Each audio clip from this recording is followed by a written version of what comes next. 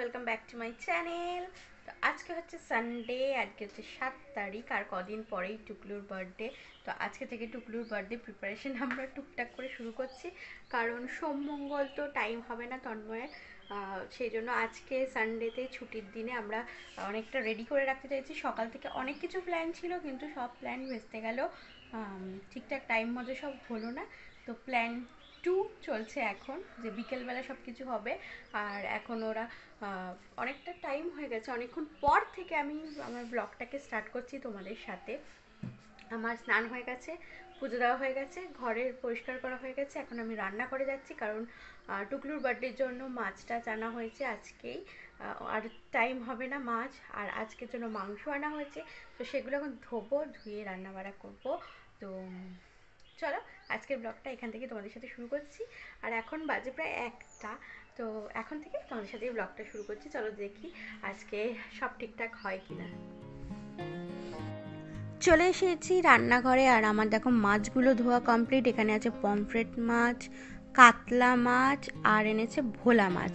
তো এই 3 রকম মাছ ধুয়ে রাখছি, কারণ টুকলু মাছ খেতে ভীষণ ভালোবাসে, আর ও সব রকমের মাছই খায়। ভোলা মাছ তো ওর খুব প্রিয়, তো ওর মাছ না হলে হয় না। খুব মাংসের থেকেও মাছ খেতে ভালোবাসে। তো সেই জন্য আমি তন্ময়কে বলেছিলাম যে ওর জন্মদিনে একটু নানান রকমের মাছ আনতে। তো চেষ্টা করব যে 5 রকমের মাছ ওকে দেওয়ার, আর মাংস দেব না। মাংসটা আমাদের জন্যই রান্না করব, আর ওর জন্য শুধু মাছ থাকবে 5 রকমের। 3 রকমের আনা হয়ে গেছে, আর 2 রকমের একটা দেখা যাক পুকুরে আমাদের যে মা মাছ ধরে সেইটা, আর 2 দিন বাকি আছে। অন্য কিছু মাছ পেলে তো 5 রকমের মাছ ভাজা ওর জন্য করা হবে। আর এই মাংসটা হচ্ছে আজকের জন্য এখন রান্না করব। তো সকাল থেকে প্ল্যান তো ছিল অন্যরকম, তাড়াতাড়ি করে স্নান টান করেছিলাম যে একটুখানি বেরোবো, কারণ টুকলুর দাদাই আর ঠাম্মি দুজন মিলে ওকে একটা বার্থডে গিফট দেবে, যেটা বহুদিন ধরে চাইছে। ওকে এতদিন দেওয়া হয়নি, বলা হয়েছিল ওর বার্থডেতেই ও পাবে। তো সেই জিনিসটাই কিনতে যাওয়ার কথা ছিল আমাদের, কিন্তু এতটা লেট হয়ে গেল। রবিবার, ওই যে ঘুমিয়ে পড়ি একটু বেশিক্ষণ, একটা দিনই ছিল এই সপ্তাহে ঘুমানোর মতো। তো সেই কারণে আর হলো না, একটু লেট হয়ে গেল। এই সময় যদি যেতাম তাহলে এই রান্নাবান্নাগুলো প্রবলেম হয়ে যেত, আর মার ওদিকে ইতু পুজো আছে রবিবারের, তো সব দিকেই গন্ডগোল হয়ে যেত। তাই প্ল্যানটা ক্যান্সেল করা হলো। ক্যান্সেল করে আমি তাড়াতাড়ি করে রান্নাবান্না করে খাওয়া দাওয়া করে নেব, নিয়ে আমরা বিকেলবেলা যাব।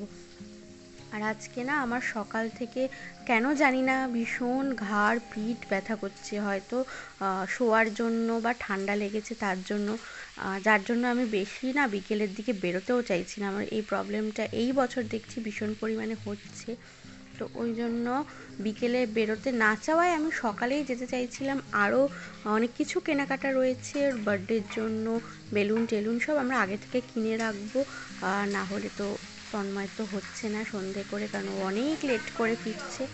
তো আমি একা হাতে টুকলুকে নিয়ে অতগুলো পারবো না দেখে ভেবেছিলাম যে আজকে সব কিছু কিনে কেটে রাখবো। তো দেখা যাক বিকেলবেলা বেরোই, বেরিয়ে আগে টুকলুর বার্থডে গিফটটা কিনবো, তারপরে বাকি যা যা কেনার সেগুলো কিনবো। টুকলুর স্কুলের ফ্রেন্ডদের জন্য চকলেট কিনবো, এগুলো সব কিনে রাখবো। আর আমারও কেক বানানোর জন্য কিছু জিনিসপত্র লাগবে, সেইগুলোও কিনতে হবে।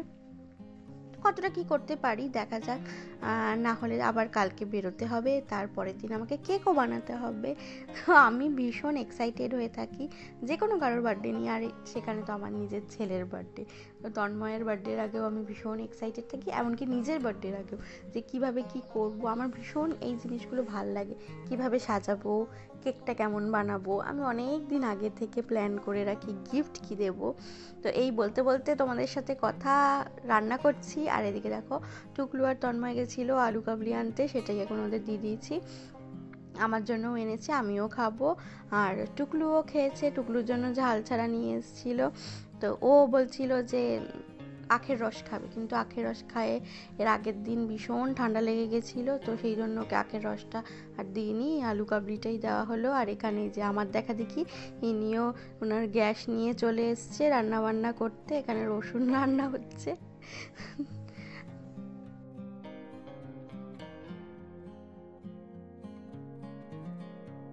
এখন হয়ে গেছে সন্ধে, রেনি এখানে ঘুমাচ্ছে, ওর শরীরটাও খুব একটা ভালো নেই, তো টুকলুকেও জুতো পরাচ্ছে, আমিও রেডি হয়ে গেছি, মাও চলে এসছে অপেক্ষা করে করে, কারণ আমার একটু লেট হচ্ছিল, ওই যে বললাম সকালবেলা যে আমার ঘাড়ে পিঠে একটু ব্যথা, তো সেই জন্য আমি একটুখানি শুয়েছিলাম, তো একটু শোয়ার পর দেখছি এখন একটু আরাম পাচ্ছি, অনেকটা ঠিক আছে। তো এখন আমরা ফাইনালি বেরোচ্ছি টুকলুর জন্য গিফটটা কিনতে, তো চলো যাওয়া যাক। চলে এসেছি দোকানে, তো দুটো তিনটে দোকান আমরা ঘুরেছি, ঘোরার পর এই দোকানে এসে ফাইনালি আমাদের পছন্দ হয়েছে টুকলুর জন্য এই বাইকটা, যেটা ও অনেক মাস আগে থেকে, সেই পুজোরও অনেক আগে থেকে চাইছিল, কিন্তু ওকে বলা হয়েছিল ওর জন্মদিনেই ও এটা পাবে, আর ভালো করে পড়াশোনা করলেই পাবে, তো সেই দুটোই হয়েছে। পরশুদিন তার পরের দিন ওর জন্মদিন, তো দুদিন আগে আমরা এটা কিনতে চলে এসেছি, ওটা আমরা নিয়ে নিয়েছি, বাড়ি যাওয়ার সময় দোকান থেকে নিয়ে বাড়ি চলে যাব। তারপরে গেছিলাম শ্যামনগরে, তো শ্যামনগরে এই মন্দিরের এখানে গেছিলাম, এখানে সব খেলনার দোকান আছে, তো সেখান থেকে আমার কেকের জন্য কিছু জিনিস দরকার ছিল, খেলনা, সেইগুলোই নিতে গেছিলাম। আর এখানে গিয়ে আমি আমার রুমালটা, যেটাই আমি কানে বেঁধে এসেছিলাম কারণ বাইকে ভীষণ ঠান্ডা লাগে, ওটা ফেলে চলে যাচ্ছিলাম। যাই হোক, চলে এসেছি বাড়িতে, এই যে মা টোটো করে গাড়িটা নিয়ে এলো আর আমরা বাইকে করে চলে এলাম। এখন টুকলুর বাইকের গৃহপ্রবেশ হবে, তো চলো তোমরা দেখো টুকলু কতটা এক্সাইটেড, কতটা আনন্দ পেয়েছে ও এটা কিনে। আর এটা ওকে ওর দাদু ঠাম্মি এই বছর জন্মদিনে ওকে গিফট করলো, এবং ওর বাবাও, সবাই মিলেই আর কি দেওয়া হয়েছে।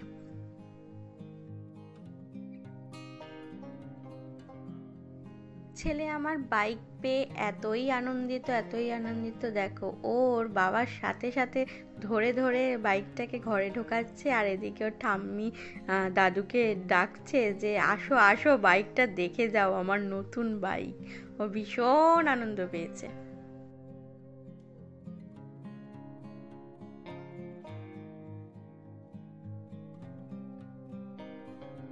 বাড়ি এসেই শুরু হয়ে গেছে টুকলুর গাড়ি নিয়ে গাড়ি চালানো, এখন সিস্টেমটা বুঝে নিচ্ছে কিভাবে চালাতে হবে, তো সেটা ওর বাবার থেকে দেখে নিচ্ছে।